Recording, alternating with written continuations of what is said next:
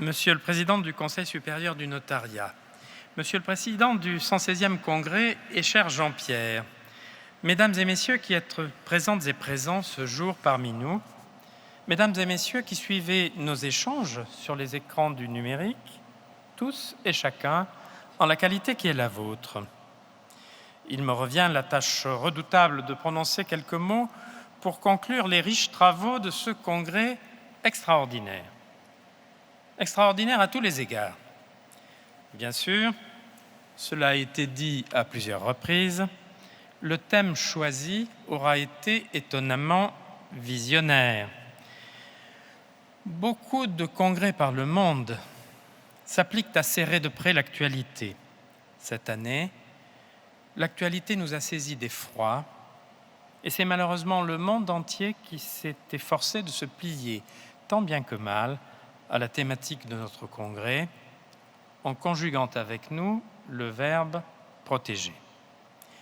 Il s'en est fallu de peu que cet immense sujet fut traité sous son angle le plus classique. Protéger autrui est l'un des desseins les plus nobles, mais aussi l'une des missions les plus délicates qui fussent dévolues à l'être humain. La pesée est subtile de forces adverses.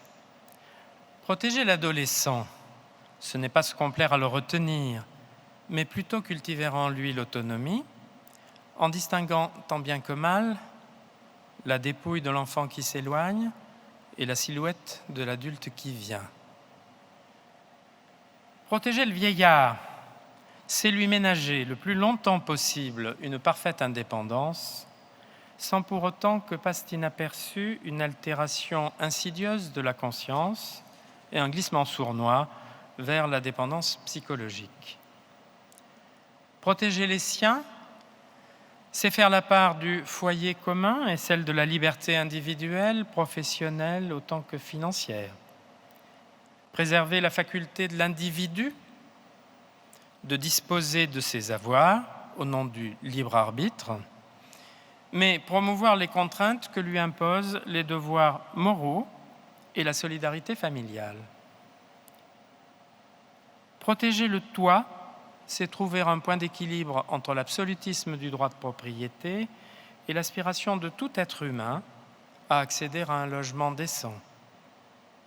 Protéger les volontés dans les actes, c'est éclairer la décision de chacun sans le submerger d'informations superflues, afin de rechercher par la convention un équilibre lucide au mieux des légitimes prétentions respectives, tout en conférant force inébranlable au titre qui constate les accords de volonté afin de prévenir les caprices inopinés des humeurs versatiles.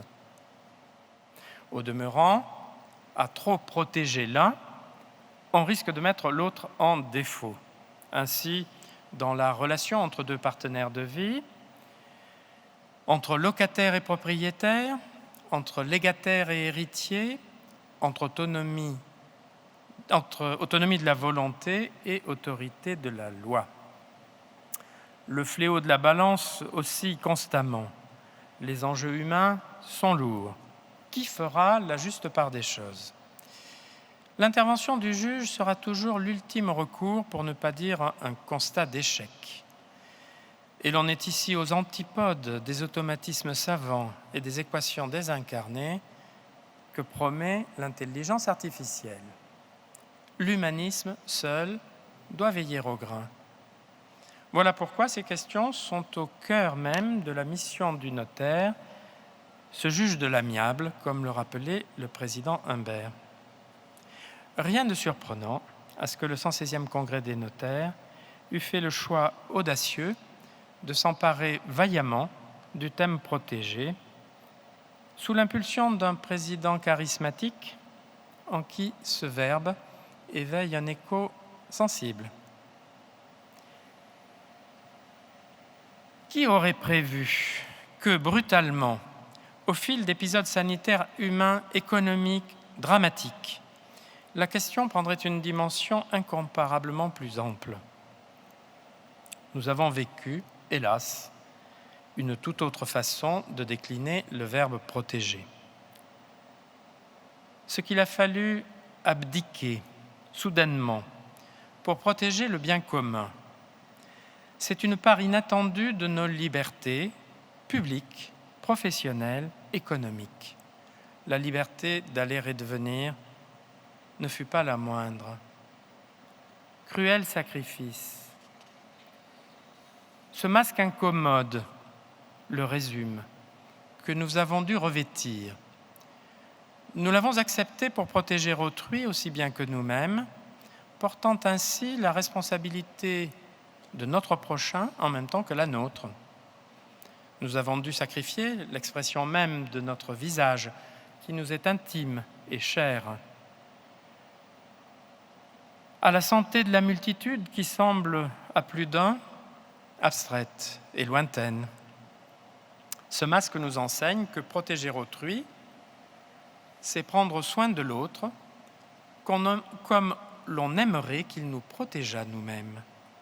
Car l'autre n'est rien que notre reflet, de même que l'image que nous renvoie le miroir représente à nos yeux un être différent de celui que perçoit autrui.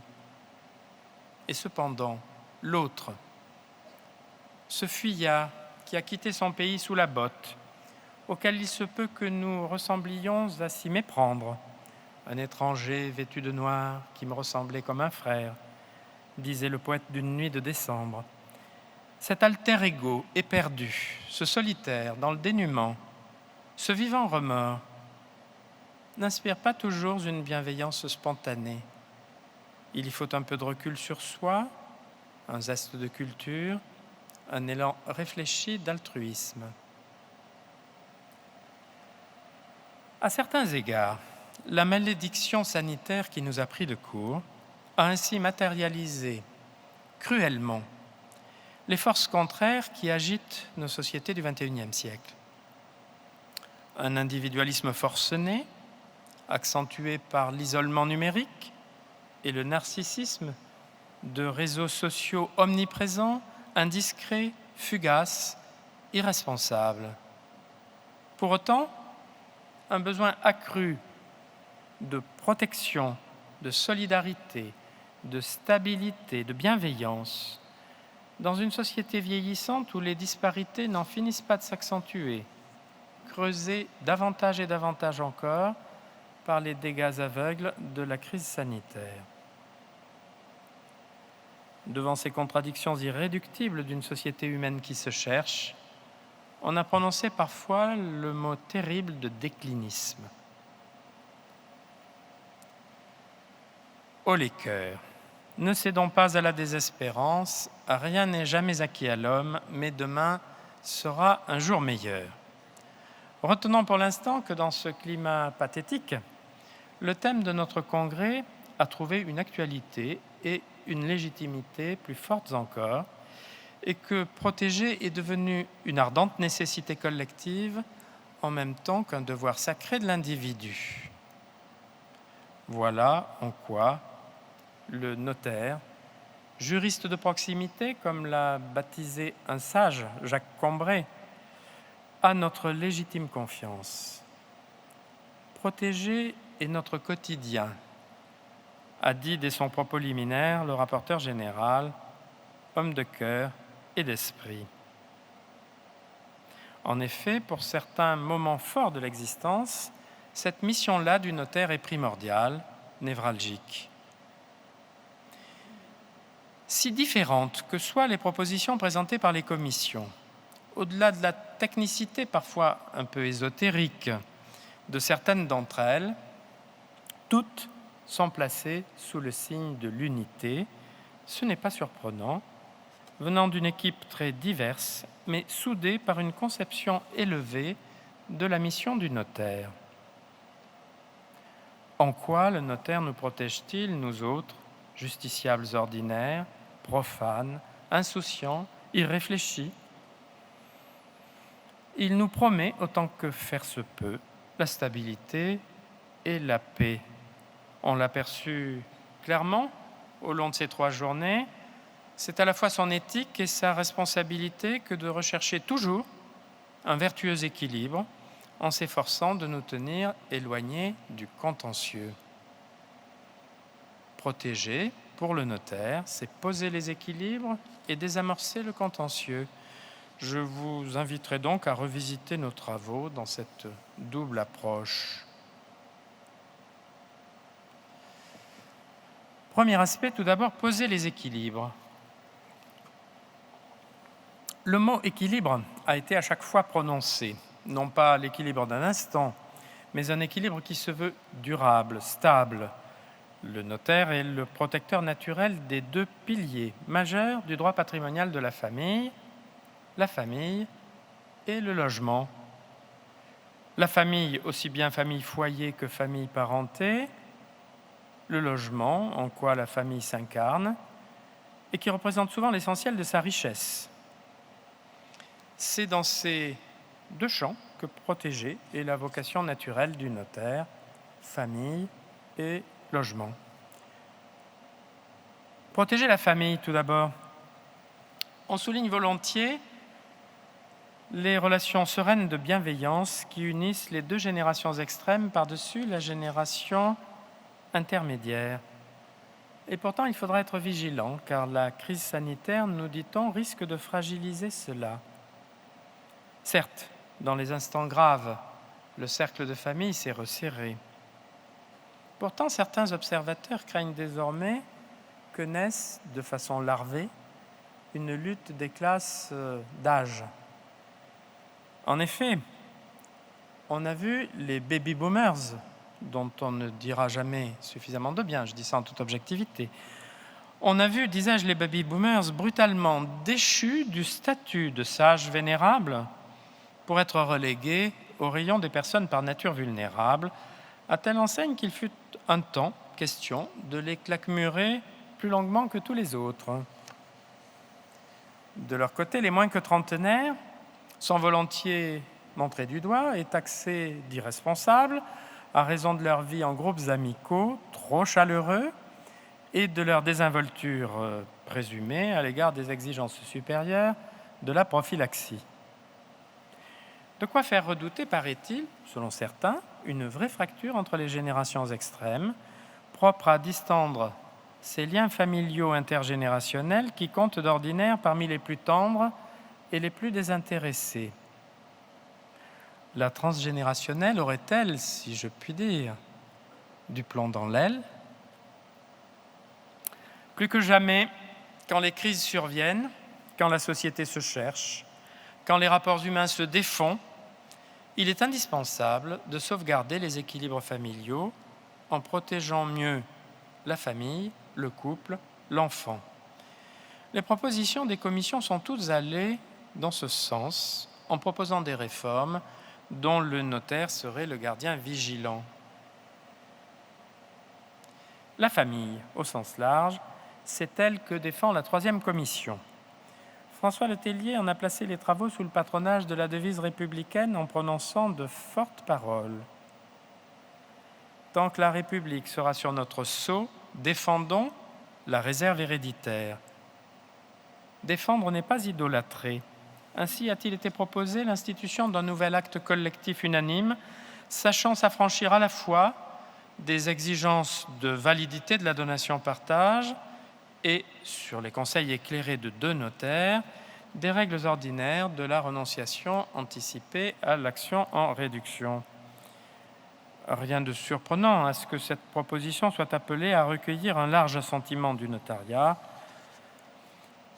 Aujourd'hui, pris en tenaille entre la jurisprudence civile impitoyable sur la définition de la donation-partage, au demeurant irréfutable, et la mansuétude inexplicable de la définition retenue par le Code général des impôts, qui, dans l'absolu, ne se justifie en rien.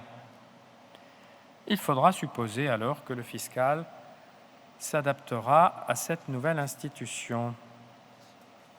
Par ailleurs, que l'impérativité de la réserve régresse devant la volonté familiale unanime n'a rien qui doive choquer, s'agissant d'un pacte de famille à la faveur duquel parents et enfants s'accorderont sur un projet commun, en associant même éventuellement un tiers. et les inconditionnels de la réserve, dont je m'accuse de faire partie, se consoleront sans doute qu'on lâche un peu de lest à cet égard, si c'est pour que survive cette indispensable protection d'un minimum d'égalité en famille. Voilà pour la parenté. Dans les couples mariés maintenant, les équilibres familiaux passent assurément par le sauvetage, en cas de divorce, de certaines clauses dérogatoires relatives aux biens professionnels sous le régime de la participation aux acquêts. Ce propos paraîtra à certains paradoxal. Si l'on divorce, dira-t-on, le couple est en crise et rien ne le sauvera. C'est cependant pour les conjoints en bonne entente que l'idée est réaliste et lucide.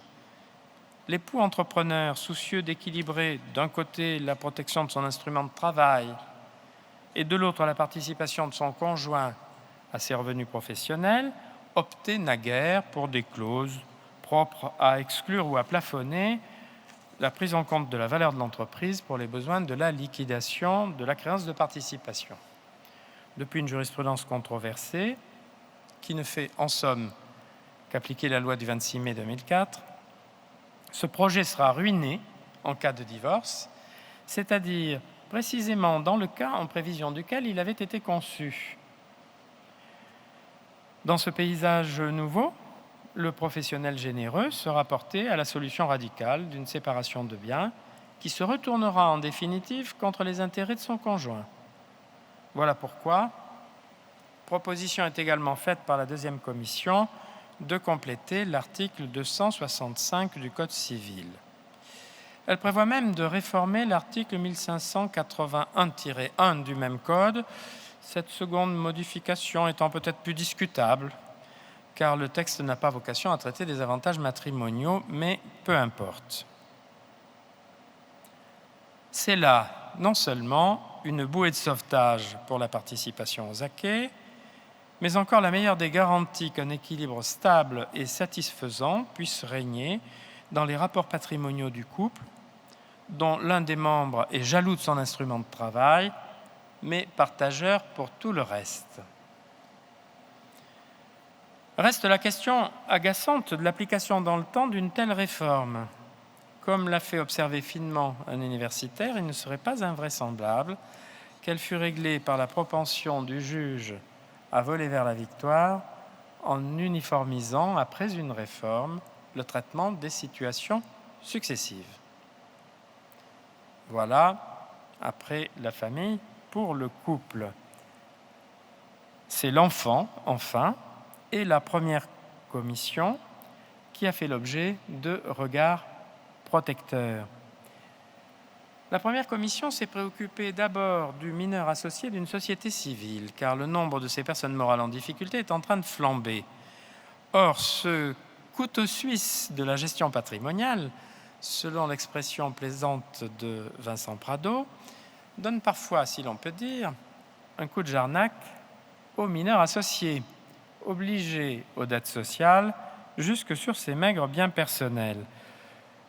Cette obligation au passif social, il devient urgent, en effet, de la confiner, elle aussi, c'est-à-dire de la limiter au montant des apports correspondant aux parts du mineur, afin de le protéger de la maladresse ou de l'incompétence de ses parents, en évitant que ces derniers ne fassent de lui un insolvable au berceau.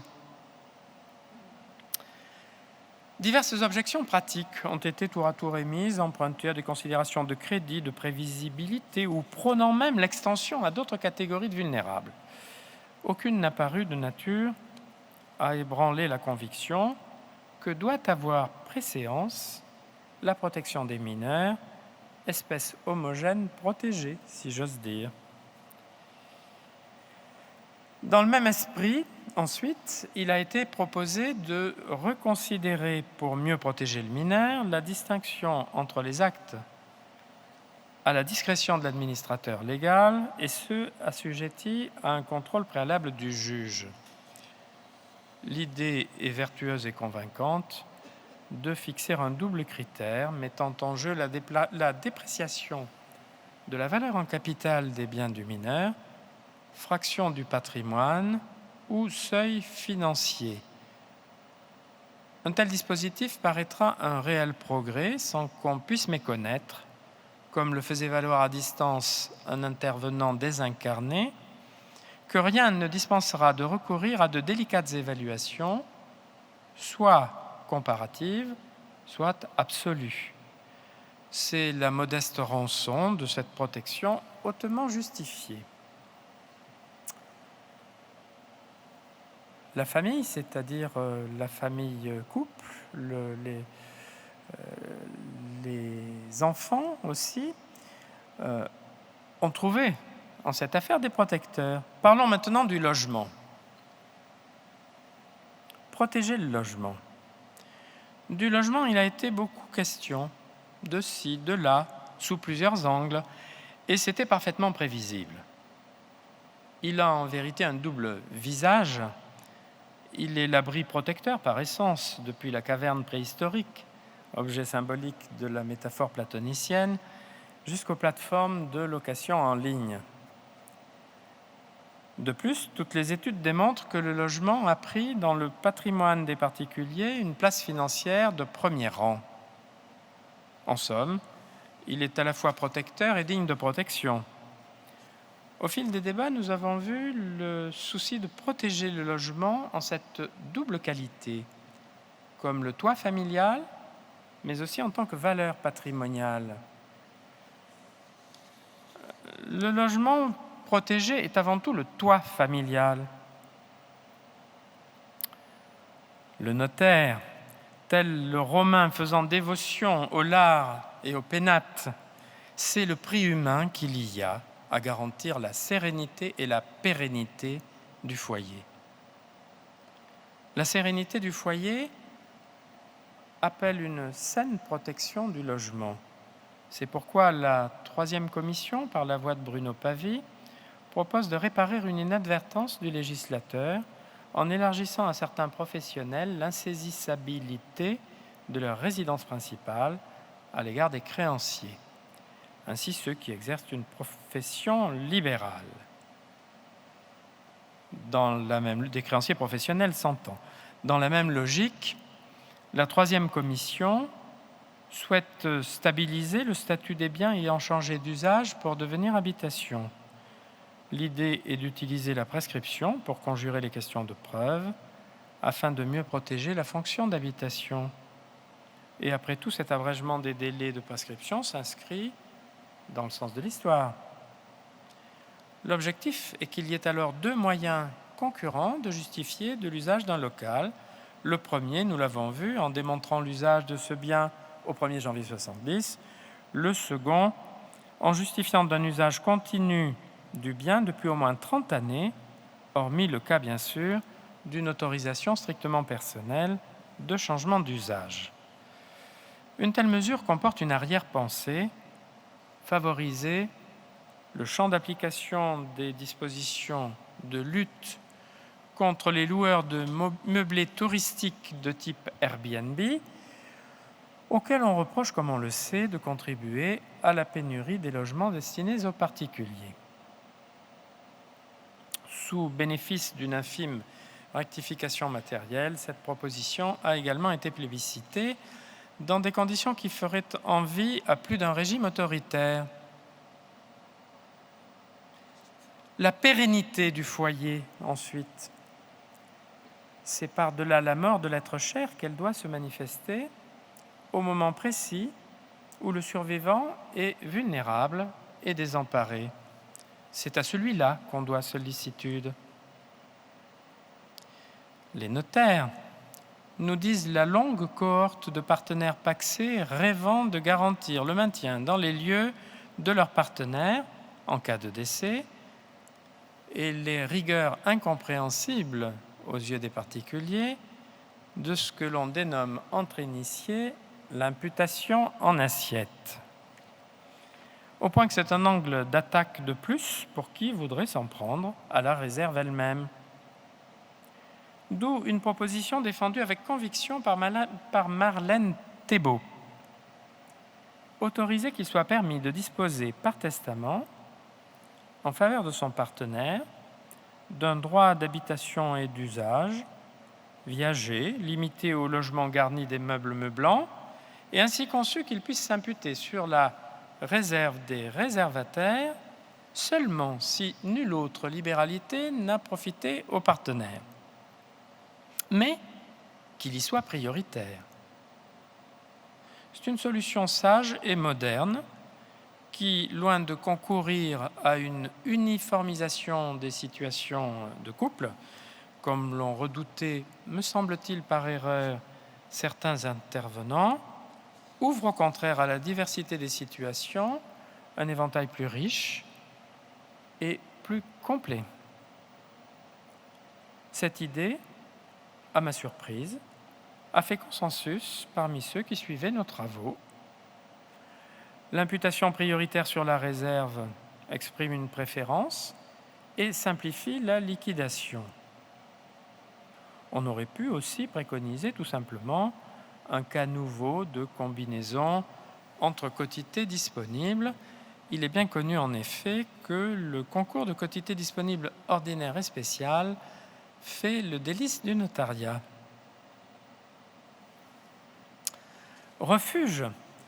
Le logement est aussi une valeur patrimoniale, et précisément celle qui représente la part majeure du patrimoine ordinaire des Français. La première commission en a tiré les conséquences lorsqu'elle propose que le mandat de protection future rénové, qu'il faut espérer ici notarié, puisse permettre au mandataire d'en réaliser la vente avec l'accord d'un subrogé mandataire désigné, bien sûr, par le mandant.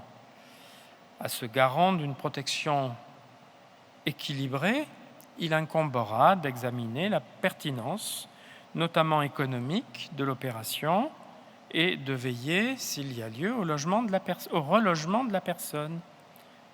On peut penser par exemple à la nécessité d'organiser l'hébergement dans un établissement spécialisé du propriétaire vieillissant et diminué. Une telle mesure sera assurément opportune si du moins il se trouve dans l'entourage du mandant des gens de confiance, suffisamment nombreux, bienveillants, compétents et surtout désintéressés. C'est également la valeur patrimoniale du logement qui a conduit la troisième commission à s'emparer d'une question primordiale, talon d'Achille des biens immobiliers anciens, la question de la qualité thermique de l'habitat. Sujet des plus délicats tant les enjeux sont contradictoires. Le parc locatif privé vétuste tente de prendre le relais de l'immobilier public insuffisant. Pourtant, il doit concilier deux préoccupations estimables, le droit au logement du locataire et le légitime souci pour le propriétaire de compléter ses revenus, voire sa retraite. C'est sur ce fil d'acier qu'Anne Musard s'est aventurée d'un pas à la fois audacieux et circonspect pour proposer deux séries de mesures intéressantes et équilibrées. D'abord, extraire de la vacance, voire de l'insalubrité des locaux dégradés pour en favoriser la rénovation aux normes techniques, suivie de la transmission familiale, exonérée de divers droits fiscaux. La contrepartie est un engagement durable de mettre à la location, c'est-à-dire, pour faire simple, une sorte de pacte Dutreil du parc locatif vacant. Ensuite, seconde série de mesures, instituer un nouveau motif de congé pour rénovation thermique, moyennant l'engagement d'une part de proposer le bien à la relocation au profit du preneur sortant, d'autre part de remettre en location, là encore, pour cette durée significative. L'approbation de la salle et de l'assistance à distance a été au rendez-vous. Reste tout de même une frustration dont nous aurons à reparler. Sans doute l'État devrait-il s'atteler auparavant à une rénovation des diagnostics de performance énergétique, car la discussion, à vrai dire assez ésotérique, a surtout permis de mesurer combien sont artificielles et datées les clés techniques de ce document normé.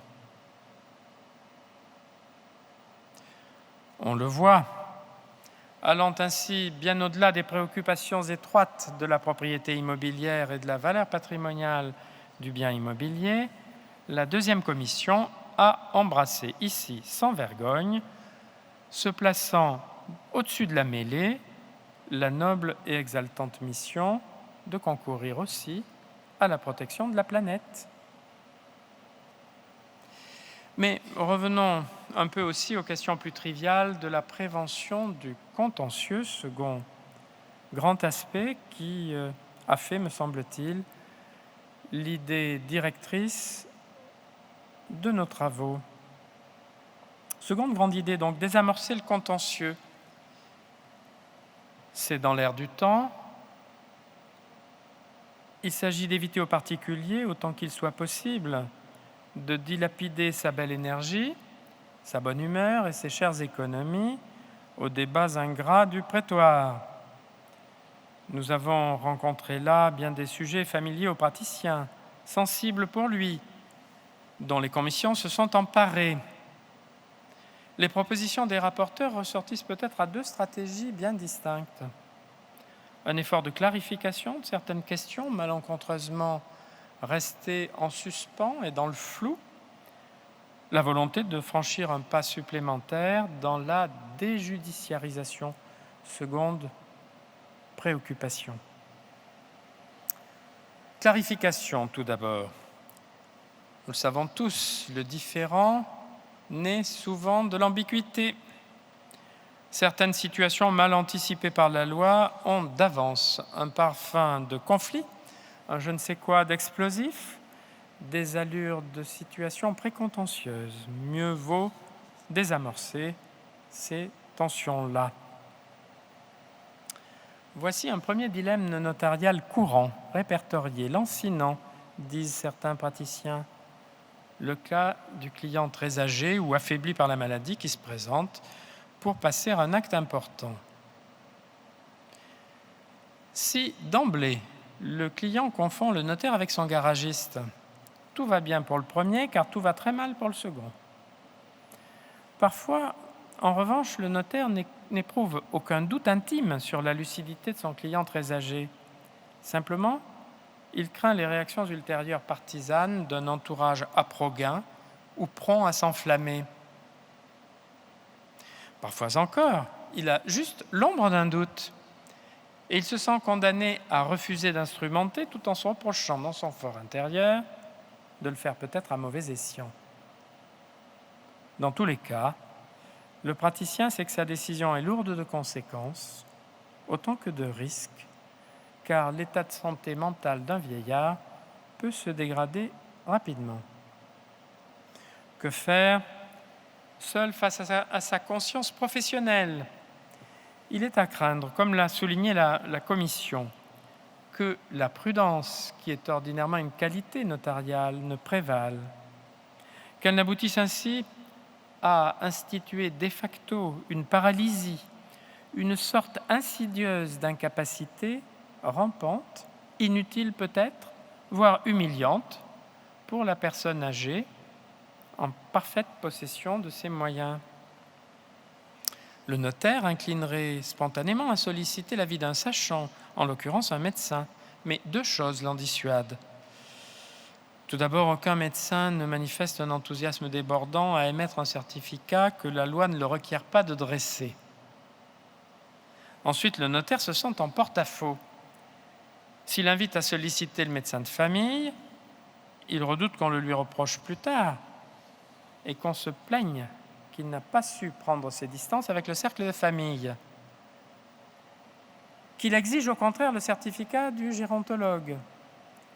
Et il craindra que quelques jours, on lui retourne en miroir sa propre circonspection en objectant que ce luxe de précaution trahit un doute profond qui aurait dû le conduire à refuser d'instrumenter.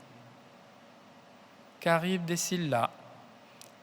Seule la loi peut extraire le praticien de ce dilemme en désamorçant au passage ce qu'il peut avoir de blessant pour la personne âgée lorsqu'on exige d'elle un certificat médical. Grâce à Stéphane David, qui a exploré la question jusque sous l'aspect médical précisément, nous avons appris un mot nouveau et un syndrome terrifiant, l'anosognosie, c'est-à-dire la sous-estimation pathologique de son propre déclin intellectuel. Probablement faut-il être un brin sujet à ce mal, soit dit par parenthèse, pour accepter d'être rapporteur de synthèse de certains congrès. Bref, de là procède la proposition de la première commission qu'en cas de doute sérieux sur la santé mentale de l'une des parties à l'acte, en raison notamment de son grand âge ou d'un état de santé précaire, le rédacteur de cet acte soit fondé à réclamer un certificat médical rédigé par un médecin expert incontestable parce qu'adoubé par le parquet. Après quoi, c'est le cœur léger que le notaire recueillera le consentement de l'intéressé. C'est une préconisation pratique, courageuse, intéressante. Il a pu se faire jour, cependant, ici ou là, quelques réticences. Je ne crois pourtant pas qu'on doive s'inquiéter. En somme, chacun est ici clairement dans son rôle. Au médecin, la cognition, au notaire, la volition. Au demeurant, il n'y a pas pour appeler une clarification de la loi que le délabrement de l'esprit. Il y a celui aussi du bien immobilier. Nous en avons beaucoup parlé lorsqu'il a un propriétaire. Ici, nous le retrouvons dans le même esprit, mais lorsqu'il change de main et que le notaire en régularise la vente. Voilà encore un second casse-tête pour le notaire. Le foisonnement des diagnostics techniques, source inépuisable et récurrente de difficultés, en ce qu'ils sont tous indispensables en droit et tous encombrants et illisibles en fait. Ils illustrent à merveille la constatation amère que l'excès de documentation assassine l'information, que le diable est dans les détails et, pour tout dire, que le notaire exerce bien sa profession en France. Au surplus, cette documentation envahissante vise à procurer une connaissance supposée exhaustive du bien vendu, mais pas à indiquer à l'acquéreur la marche à suivre. Or, tous les diagnostics n'ont pas la même portée, loin s'en faut. La 4e commission, avec Julie Sève, nous a donc un temps persuadé qu'une grammaire des diagnostics s'impose, ainsi qu'une graduation et un mode d'emploi, l'idée étant de protéger le particulier non averti en désignant les travaux indispensables et en allant même jusqu'à les chiffrer. La mise en œuvre d'une telle mesure est apparue forcément délicate. Comment se procurer des devis à la fois prompts, incontestables et fiables ? N'est-ce pas rajouter du consumérisme au consumérisme, exposer encore davantage la responsabilité du notaire, favoriser la fraude ?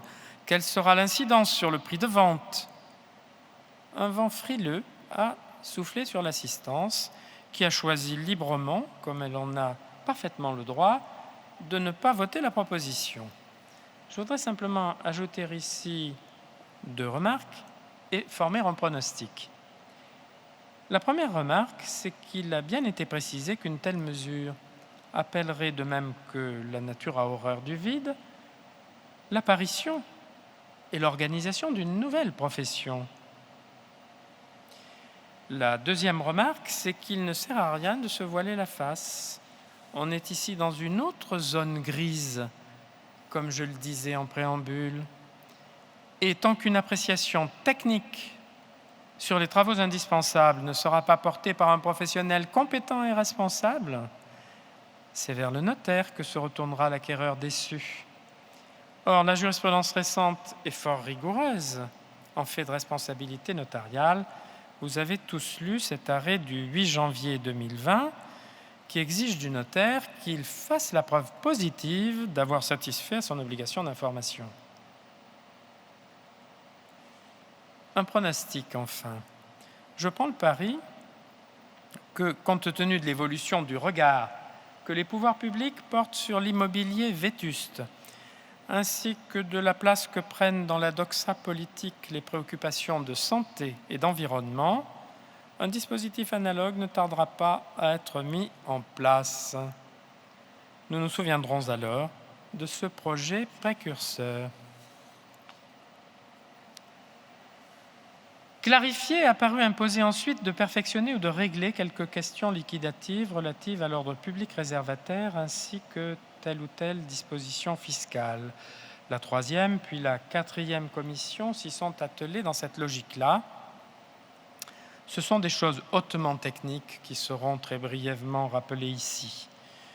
Sur le mode énumératif, une stipulation supplémentaire très ingénieuse d'imputation des avances de part en cas de renonciation à la succession sur la quotité disponible, mais une imputation après les legs et sur une quotité disponible inchangée. La préférence pour la méthode dite de Carpentras sur celle de Paris, c'est un paradoxe, alors que nous sommes à Paris, pour la liquidation en présence d'une donation-partage, ce qui pourrait donner lieu à d'interminables discussions en opportunité, mais a paru convaincre l'assistance, sans doute éprise d'égalité, ce qu'aucun républicain ne saurait lui reprocher. Ont été rappelés au passage, en réponse à une question de la salle, les deux sources courantes d'inégalité dans la donation-partage unanime qu'il faut garder en tête. L'inégalité voulue d'emblée, par exemple pour transmettre une entreprise, mais aussi l'inégalité mécanique inaperçue résultant de la réserve d'usufruit portant sur un lot seulement. Les questions fiscales n'ont pas été oubliées.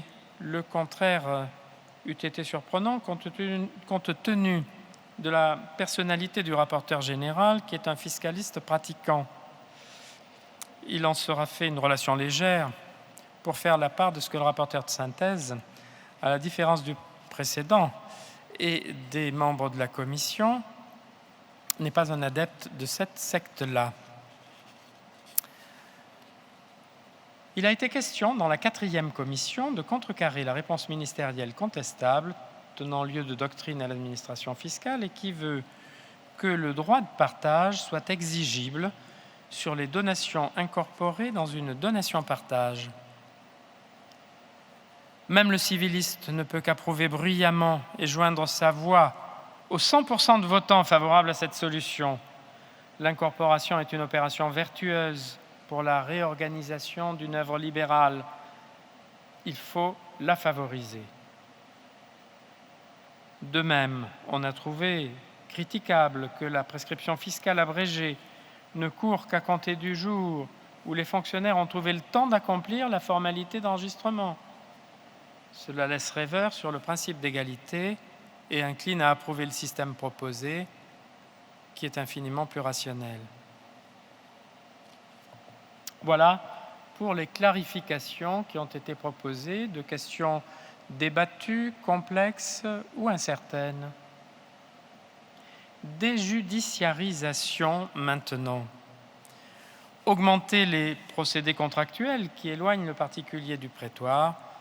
Voici le second propos du 116e congrès. L'acte authentique assorti de la force exécutoire, tout d'abord, est convoqué avec juste raison par la quatrième commission au chevet de certains actes pour leur éviter de se trouver inutilement en défaut devant le juge. Ainsi, tout d'abord, afin de sauver la vente d'immeubles de certaines formalités hétéroclites mais redoutables, mention, délai qui offre autant de prétextes pour se rétracter en justice. L'acte authentique pourrait permettre légitimement d'y renoncer en toute transparence et en toute connaissance de cause. Cyril Farinck a décrit les comportements opportunistes qui sont actuellement à redouter et démontré cette idée séduisante de redonner à l'acte authentique la même force que la décision de justice en conférant au notaire, ici, Après avoir notifié tous les documents nécessaires ainsi que tous les délais de rétractation, la faculté, dans un second temps, si certains sont omis, de mettre le client, éclairé par ses conseils, en situation de signer ou de ne pas signer. Ainsi encore, le dépôt authentifiant, qui permettrait de faciliter la reconnaissance, la circulation, l'exécution du nouveau divorce par consentement mutuel sans juge dans l'ordre international. Ici, l'authenticité, on l'aura compris, protégerait le divorce sans juge, pour ainsi dire, de l'extérieur, comme l'écorce protège le tronc.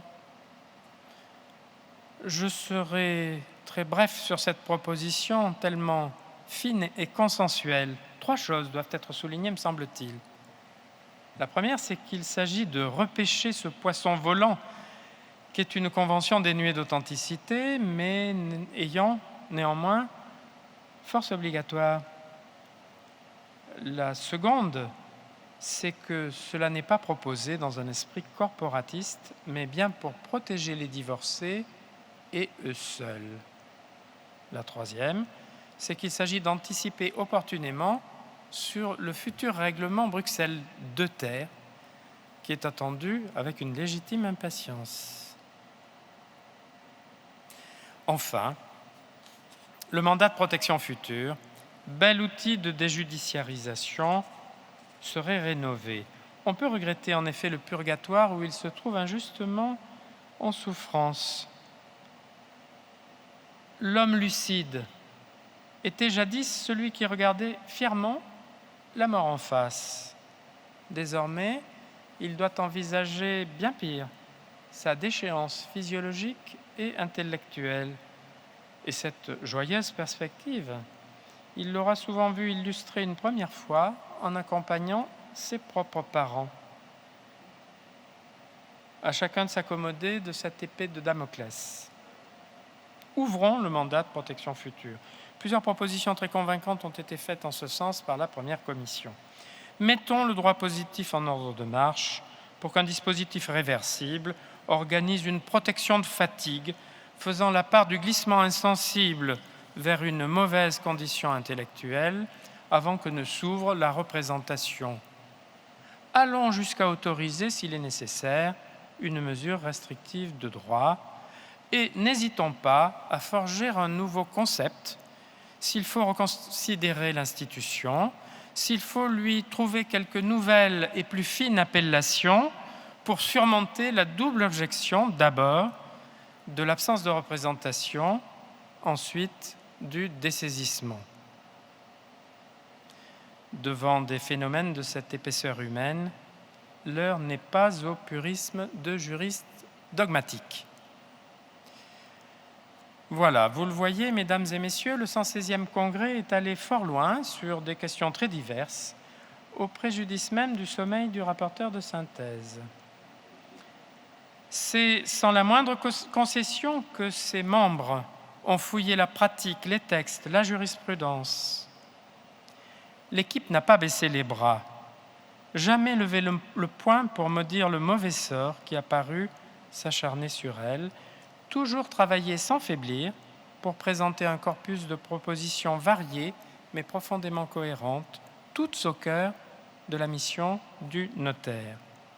Exceptionnels sont les mérites du président du Congrès, du rapporteur général, des présidents de commission, des rapporteurs, mais aussi des personnels de l'Association du Congrès des notaires de France.